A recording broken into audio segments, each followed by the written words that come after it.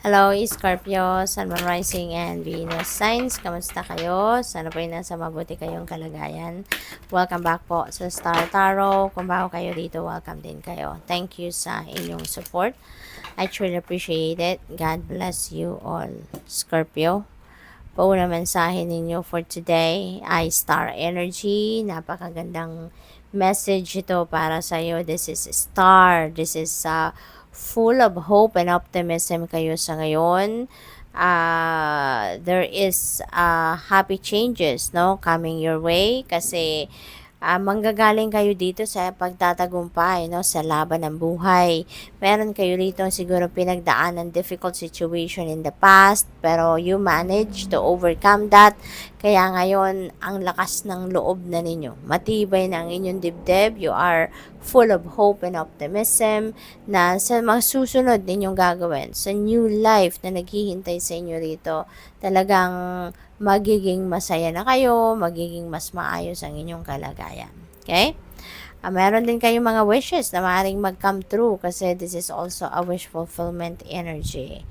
5 of Autumn na yan. So, reach out for assistance, okay, Scorpio. Kung sa tingin ninyo, ang sitwasyon ninyo ay kailangan ng tulong ng iba, then go for it. Humingi kayo ng tulong, lumapit kayo sa mga tao, and ask for assistance, okay?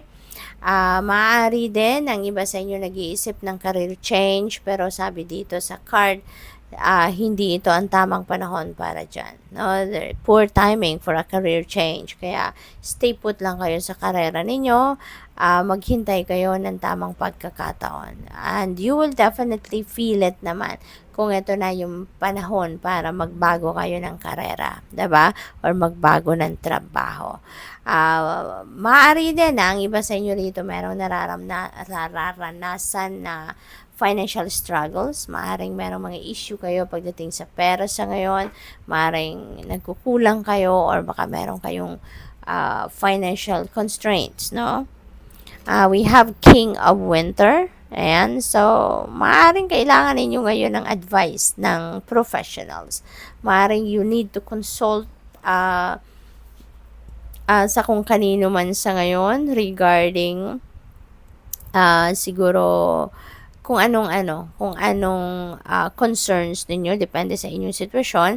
Baka meron kayong kailangang ilapit sa mga professionals to ask for professional advice or to ask for a professional opinion.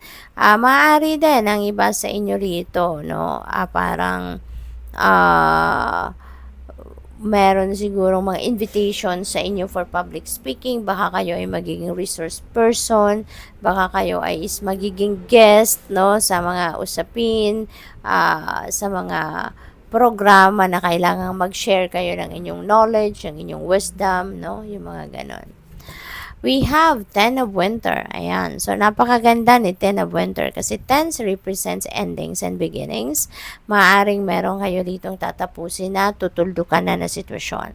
Maybe there are difficulties, life's difficulties na pinagdadaanan kayo, no? At meron kayong kinakaharap na ang tawag dito, baka meron kayong solusyon na nahahanap or nahanap na, no, para diyan sa inyong difficulties, kaya masusolusyonan niyo na to, matatalikuran niyo na ang problemang ito, no, kasi meron na kayong solusyon. Magiging maayos na ang lahat, gagaan na rin ang inyong pakiramdam, yung baga parang parang mabubunutan na kayo ng tinik sa dibdib, parang ganon. So this is good kasi you are heading towards a new beginning. Star energy also has new beginning energy, so definitely magbabago na ang inyong sitwasyon. We have awakening. Ayan, so this is an invitation para sa iyo, no, na baguhin mo na, you need to change the way you're looking at the situation. Try to look at things at a different perspective sa ngayon dahil meron dito sigurong mga important realization na dapat kayong ma-realize. Maaari din na meron kayong mga bagay na dapat ninyong pag-isipan, dapat ninyong pagmuni-munihan, dapat ninyong pag-isipan mabuti. Okay?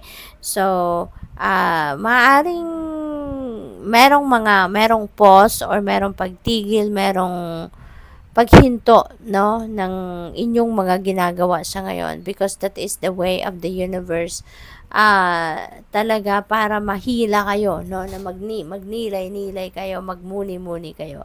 Kasi maaaring marami kayong ginagawa, lagi kayong busy, you're always preoccupied at hindi ninyo ito magagawa, no. Kaya kailangan tumigil, no. Kaya parang may pagtigil na mga ginagawa muna ninyo sa ngayon so that you can focus on this, no, na pag-iisip, pagre-reflect, pagnilay-nilay.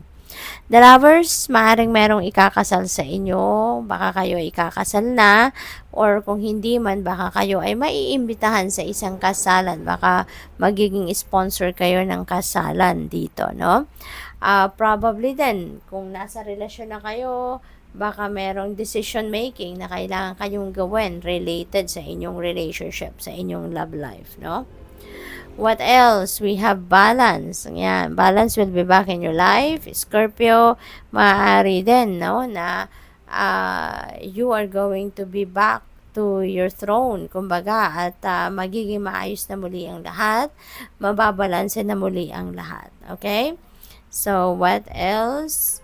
We have the sun. Wow, meron tayong star. Nagsimula tayo sa star, magtatapos tayo sa sun, which is really awesome. Kasi lahat ng liwanag, lahat ng maliwanag nandito. No? So, ibig sabihin nito na magiging maganda ang inyong sitwasyon. Eventually, Scorpio, things are going to change for the better. There are positive changes, positive situations coming your way. Maraming bagong ideas, no, ang paparating sa inyo, at ang mga ideas na yan ang magagamit ninyo para magtagumpay kayo sa inyong mga ginagawa. Yung mga plano ninyo will come out perfectly, maaring magiging maayos talaga ang lahat sa ngayon. At saka, marami kayong ipagpapasalamat. Maraming biyaya dito ang paparating sa buhay ninyo. Scorpio, magbabago ang lahat for the better. Magliliwanag ang inyong sitwasyon, siswertehin kayo. This is also a time for success, no? Material and financial success, success sa pagharap sa mga life difficulties, at marami ang ikakaganda ng inyong sitwasyon. So, good luck. Thank you for watching. Love and light. Namaste.